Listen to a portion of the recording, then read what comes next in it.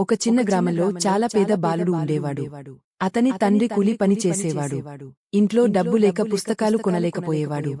కాని ఆ బాలుడికి ఒక పెద్ద కల ఉంది, పెద్ద ఆఫీసర్ అవ్వాలి. పాఠశాల నుంచి వచ్చాక అతను విశ్రాంతి తీసుకునేవాడు కాదు. వీధి లైట్ కింద కూర్చుని చదివేవాడు. కొంతమంది అతన్ని చూసి నవ్వేవారు. నీలాంటి పేదవాడు ఎలా పెద్దవాడివి అవుతావు అని అడిగేవారు. ఆ బాలుడు మాత్రం ఒక్క మాటే చెప్పేవాడు, నేను పేదవాడిని, కాని నా కల పేదది కాదు. రోజూ కష్టపడి చదివాడు. ఓటములు వచ్చాయి, సమస్యలు వచ్చాయి, అయినా ఆగలేదు. చివరకు పరీక్షల్లో మంచి మార్కులు సాధించాడు. కొన్ని సంవత్సరాల తరువాత అతనే ఒక పెద్ద ఆఫీసర్ అయ్యాడు. ఒక రోజు అదే గ్రామానికి తిరిగి వచ్చాడు. అతన్ని చూసి అందరూ గర్వపడ్డారు.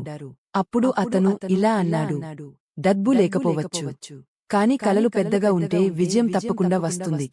నీ పరిస్థితి చిన్నది కావచ్చు, కానీ నీ కల మాత్రం పెద్దది ఉండాలి. Flux biceps sparkles.